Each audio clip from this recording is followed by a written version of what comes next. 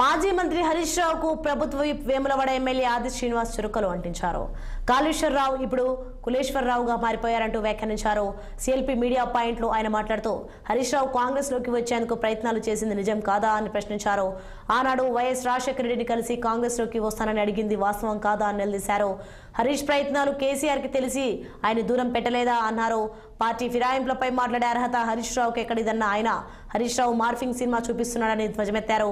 BRS cinema అయిపోయిందని Congress party episode నడుస్తోందంటూ comment చేశారు. ఆయన అబద్ధాలు మాట్లాడే హరీష్ రావు ఇప్పటి నుండైనా నిజాలు మాట్లాడాలని కోరుతున్నానన్నారు ఆది శ్రీనివాస్. ప్రభుత్వం అన్ని రకాలుగా చర్యలు తీసుకుంటున్నప్పటికీ శాంతి భద్రతలను సక్రమంగా సరైన మార్గంలో పెడుతున్నప్పటికీ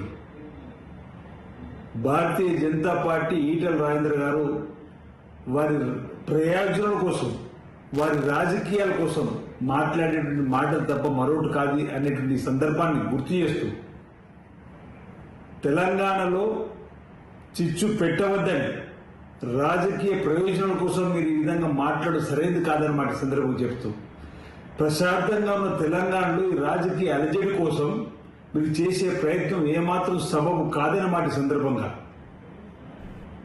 మీరు చేసేటువంటి ఏ ప్రయత్నాలైనా ప్రజలు తిప్పికొడతారు. మీరు మాట్లాడేటువంటి అంశాలను ప్రజలందరూ కూడా జాగ్రత్తగా గమనిస్తారని చెప్పిన మాట కూడా గుర్తుంచుకోవాలని చెప్పండి. ఈ సందర్భంగా తెలియజేస్తూ మోడీ గారు ముఖ్యమంత్రి మరోసారి కూడా అనవలసిన పరిస్థితి ఏర్పడుతుంది.